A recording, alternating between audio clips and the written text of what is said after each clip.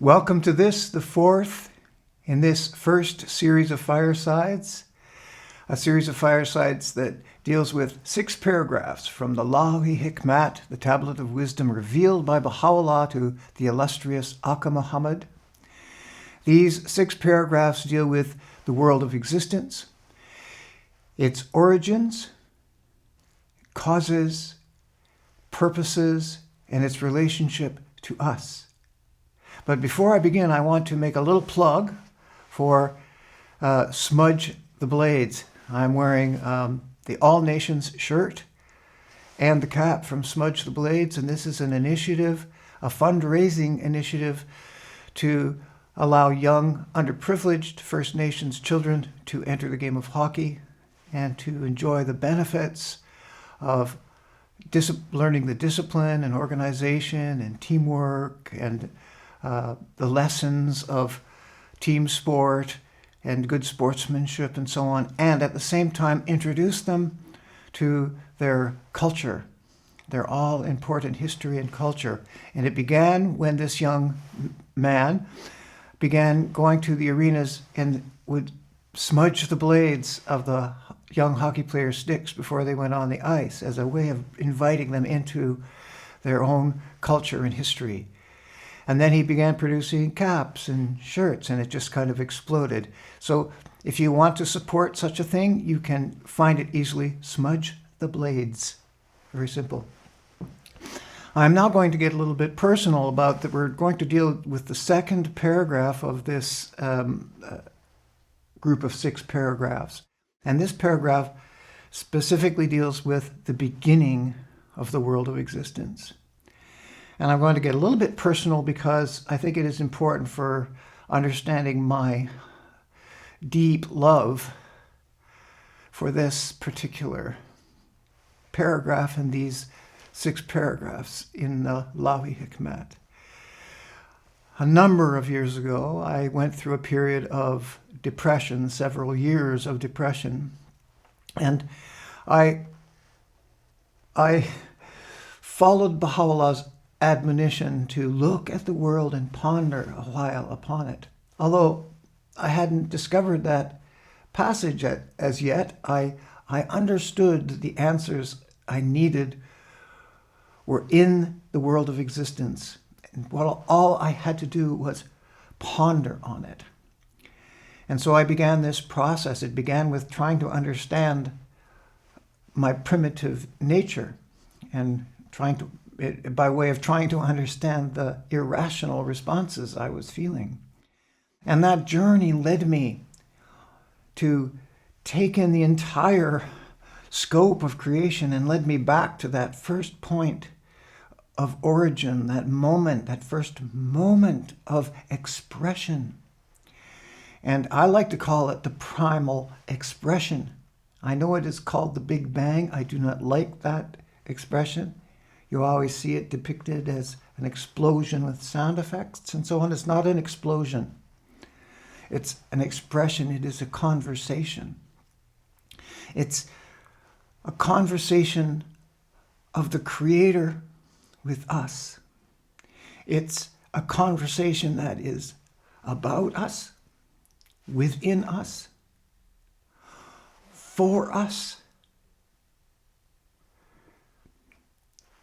And this conversation holds the certainties that we seek when we are depressed. Because when you are a depressed person, one of the things you do not have is certainty. There are those feelings of anxiety that are so inexplicable. So I was looking for certainty. So I looked at the world of existence, and I found one certainty. And that became my first stepping stone. Something solid that I could stand on. And this was through contemplation, not through reading other people's works or other people's ideas. This was just looking at the world and thinking about it, pondering on it. Then I found a second certainty. And that became my second stepping stone. And if I began to feel uncertain, I would go back to that first step and then find my way to the second step again, and then the third. And eventually I found my way out of that swamp of depression. And it was right about that point when I came upon these verses, these 6 paragraphs. And you could imagine that when I saw this paragraph, these words of Baha'u'llah that were so confirming and so freeing, and all of those solid points, all of those certainties became rock solid certainties for me. And I knew that passage in my life was over. So this paragraph holds very deep meaning for me. And I thank you for putting up with my emotionality here. It begins with these words, extraordinary words, the first sentence of this second paragraph. That which hath been in existence had existed before, only not in the form thou seest today. So is Baha'u'llah telling us that what we see today existed before in another form? How do we know? And we're going to have to defer to English grammar in order to parse and understand clearly what this sentence is saying. We know that the translator, Shoghi Effendi, was a master of the English language. And he did not choose these 2 verbs haphazardly. Hath been in existence, and had existed. The first, as you will see, is in the present perfect tense. And the second, had existed, is in the past perfect tense. So what does that tell us? Well, you can look this up yourself, and you can vet this on your own if you like. In fact, I would encourage you to do so. Don't take my word for it. The present perfect tense has to do with phenomena that begin in the past and are ongoing in the present. So, present perfect tense, phenomena that have begun in the past and are ongoing in the present, like the world of existence in which we find ourselves right now, began in the past and is ongoing in the present. Now, had existed is in the past perfect tense, and the past perfect tense expresses phenomena that began and ended in the past. So, that which hath been in existence refers to this world of existence in which we find ourselves. Had existed tells us that it once existed and ended, that it once began and ended. And I would suggest, and it is just my belief, that this is an ongoing cycle, a cyclical process, like everything in the universe cycles. Every atom has electrons that cycle. Every sun has planets that cycle. There are seasons that cycle. There is the life cycle. Everything cycles. Everything breathes out and breathes in. And this expression of God breathes out and breathes in. And this primal expression of God is beautiful. It's not a random explosion. It is beauty being expressed. And I am not exaggerating to say that I could create a feature-length documentary on this sentence alone, because it turns current thinking in the world of physics on its head. We won't get into all of that. Maybe we can talk about that in the open forum segment of this fireside at the end.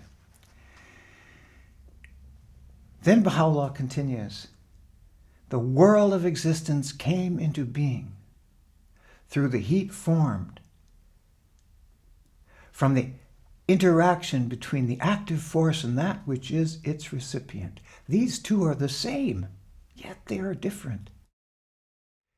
My son Tony is a professor at Trinity College in Dublin, Ireland, and his field of expertise is thermodynamics. He is among the leading experts in his field.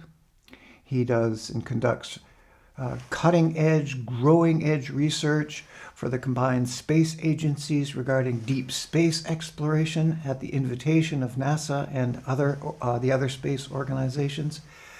His credentials are quite impeccable, and he is indeed, and I may be his dad, but I can say that he's quite brilliant, and his understanding of this is really rather unparalleled. And he and I were having a discussion. We were talking about the quantum universe and the macro universe and their relationship, and somewhere in that conversation, I recited to him that sentence. The world of existence came into being through the heat formed from the interaction between the active force and that which is its recipient. And I was going to go on and read the next sentence, the one that says, these two are the same, yet they are different. But before I could get those words out of my mouth, Tony said, thermodynamics.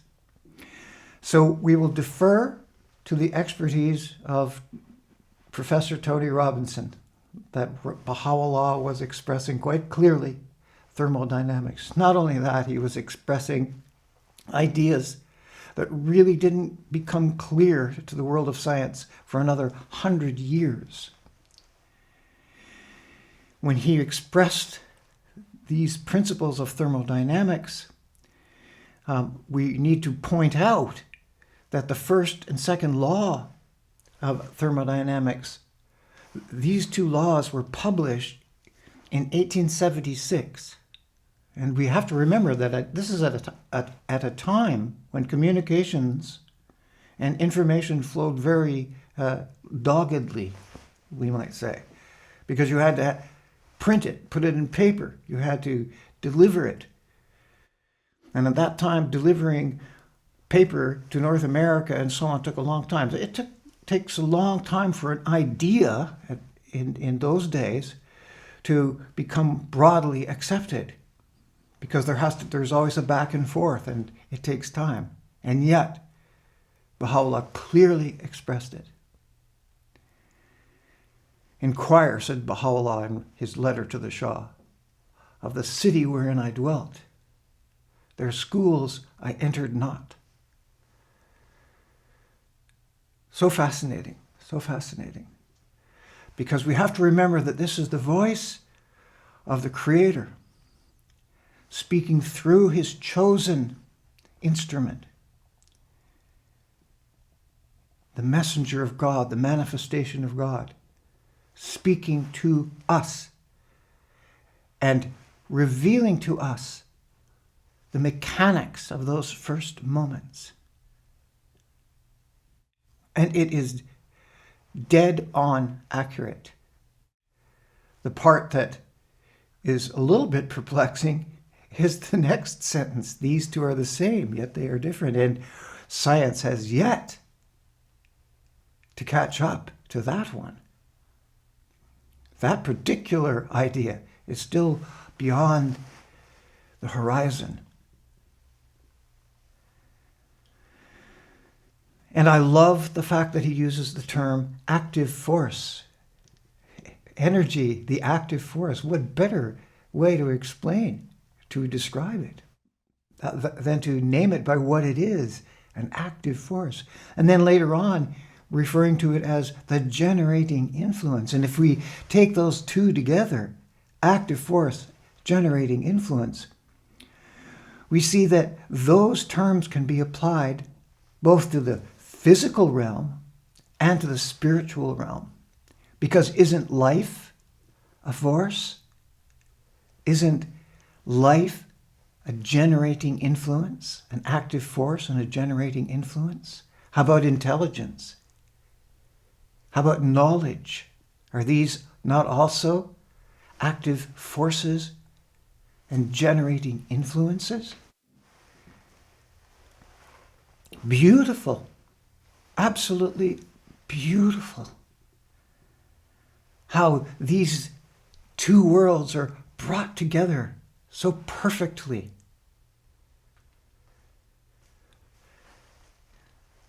And then he talks about the Word of God.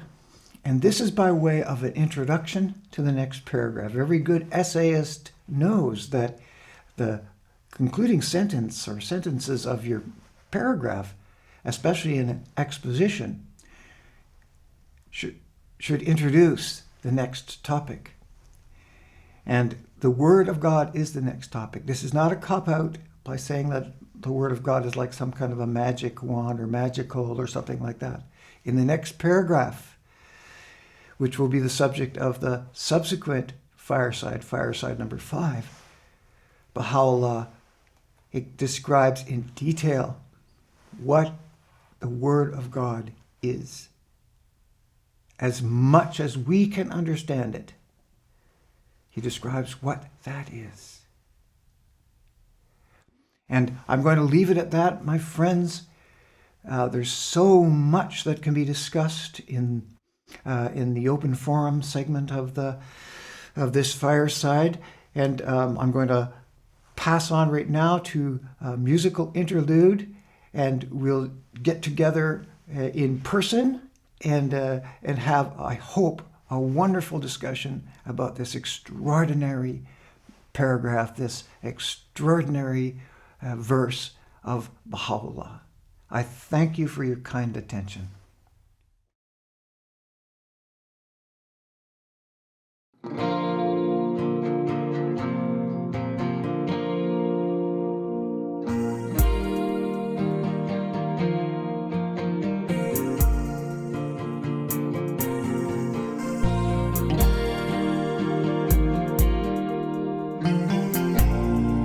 We are all one, warmed by the same sun, under the same blue sky.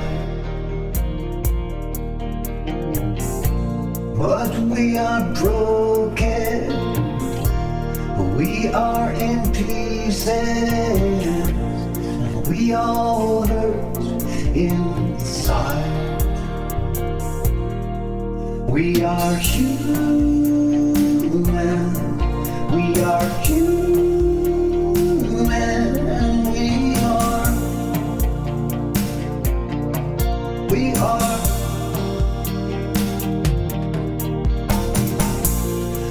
are all tenderness, we are all children. Just look into our eyes. Though we're all wanderers out in this vastness, we have no place to hide. We are human, we are human, and we are a universe inside. We are a universe inside.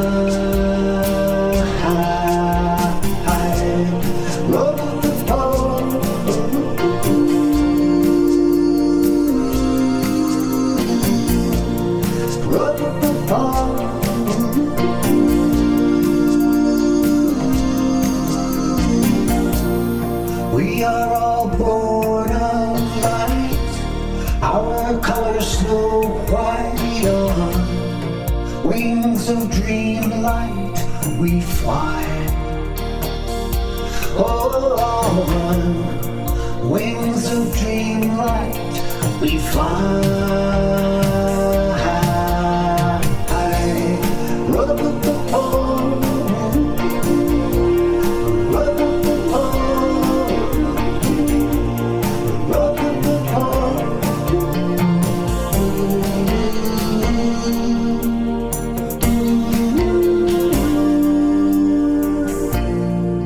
We are all one, warmed by same sun, under the same